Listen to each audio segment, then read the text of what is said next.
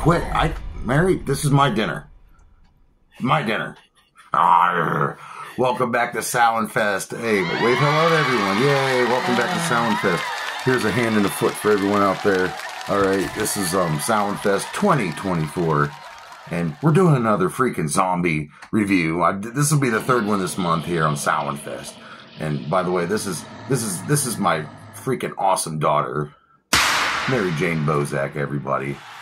She loves horror movies just as much as me, maybe even more than me. It's starting to freak me out a little bit.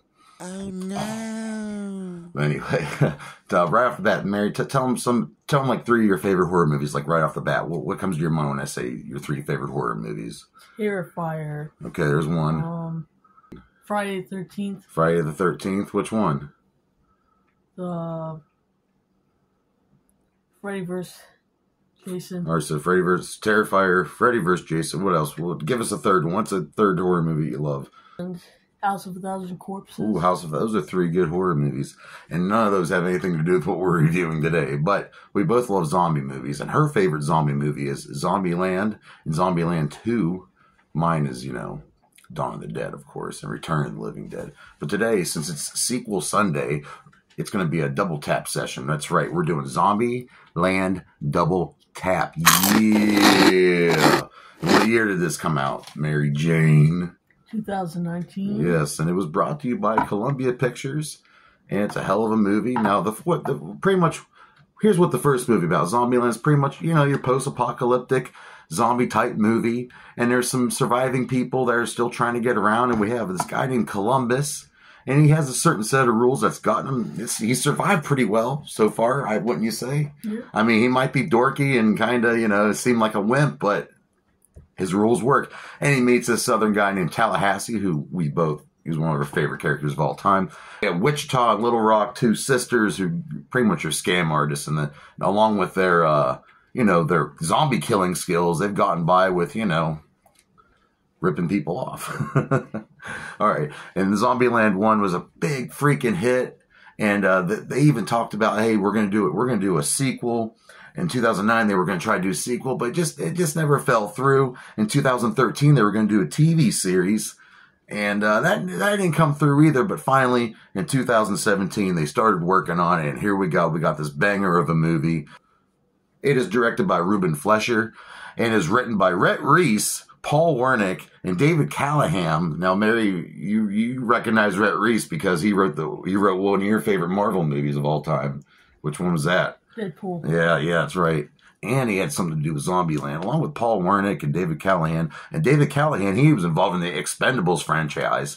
And I didn't really watch any of those movies, but maybe on PJ's Movie Time next month, if you really want to see me review some Expendable movies, we will. So there we go. That writing team, they finally came up with the script, and they banged it out, and here it is, Zombieland 2. And the budget, they had to spend $48 million. That's what they were given to make this classic movie.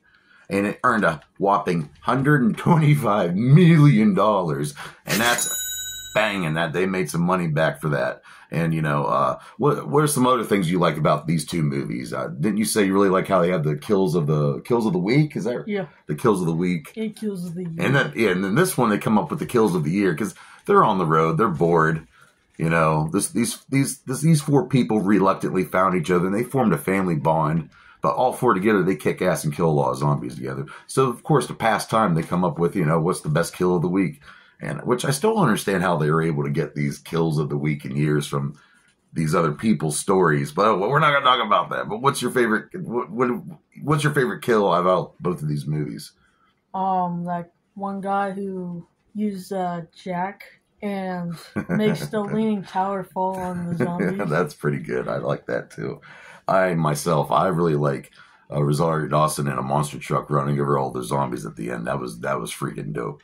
Okay, and who's starring in this movie? Well, we got Zoe Dutch playing Madison, and she is hilarious. She's kind of a dimwit, but she's also kind of a genius in disguise, low-key genius. And she survived, in a freezer for 6 years or something like that. Yeah. And she's a pretty good actress, and she has a lot. When they were filming this on the set, they could not stop laughing all her, quirky little things. We have Avon Yogia playing Berkeley, And he's pretty much like a stoner, pacifist, doesn't like violence. He won't even kill a zombie, and that bothers me. And this, I'm all about, protecting human life and all that, but these are zombies. They're not human anymore. They're going to try to kill you. Freaking learn how to use a gun, all right? We have Thomas Middleditch, and you can never remember this character's name. Flagstaff. And he's kind of a doppelganger of another character. We'll get to him in a second. And we have Luke Wilson, one of the famous acting brothers of Owen and Luke Wilson. I always like Luke. He's great. He's in everything. I love him. Everything he's done. He plays a character called Albuquerque, who is pretty much a he's pretty much a mirror image of one of her other characters. We'll get into that too. Rosario Dawson is playing the character of Nevada. Oh yeah, and she runs an Elvis hotel. So and of course let's get to the main players here. We got Wichita, played by Emma Stone, and we love Emma Stone. And we have the very dorky Jesse Eisenberg, who's played Lex Luthor for some reason, playing our boy Columbus, who came up with all these cool rules, but they work, like we said. And we have Abigail Breslin playing Little Rock. Yeah, she's a little badass. She uses a machine gun at one point in this movie. Yeah, it's pretty sweet. And then we have, starring in this movie, the classic. He was in Natural Born Killers. He was in, I think he was in Cheers.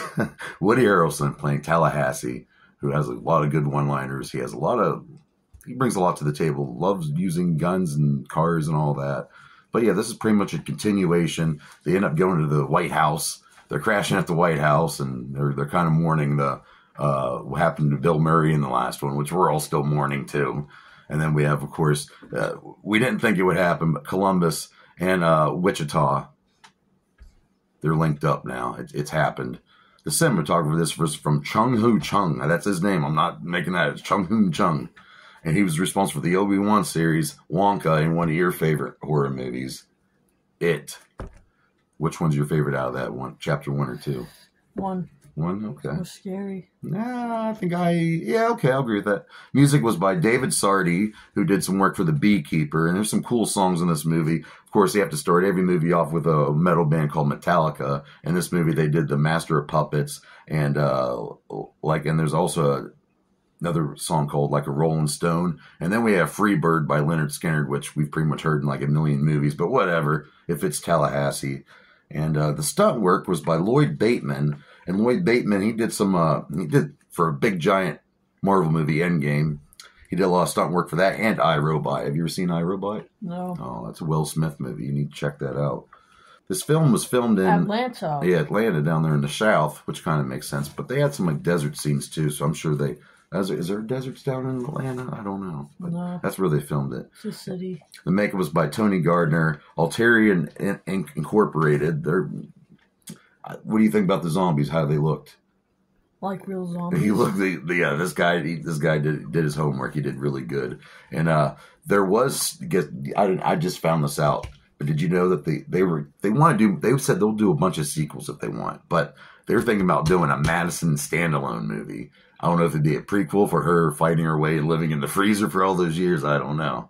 What do you think? Do you think there should be more Zombieland movies? Yeah. Zombieland is the best zombie movies. Okay, that's what her generation, that's what she thinks. That's all right. It's her opinion. She thinks for herself. But, well, here, I tell you what, here at the Bozac Nation, here at SoundFest 2024, what do I rate Zombieland Double Tap from 2019? Well, what's your thing for it? 5 out of 5. Oh, 5 out of 5? I'm going to have to give this movie 3.5 out of 5 dog dicks. And that's a good rating. She has an epic rating. That's all right. We don't have to agree all the time. But it's a great movie. You should go out and see it. I think it's on Max right now, if you have the Max app. But join me here tomorrow night. Before that, let's thank my awesome daughter, the Pale Girl here. Yeah, thank you, she. Horror, Halloween, candies and treats. Ow. Not as tough as I look. Anyway, so join us here tomorrow night on SoundFest 2024. It's going to be great. It's going to be Clive Barker night. And but before that, here's a quick little clip from Zombieland Double Tap. Zombieland 2. Yeah, I never thought this was going to get made, but it did. Yay. And this is, this town, they're in this utopia. They melted all the guns. Dumbasses, what the hell? You need guns. So now they're gonna blow them all up. It's a massive burning pile of zombie flesh. Look at that shit. Go watch this now. Zombieland 2. It's a great freaking sequel. Great movie, great franchise.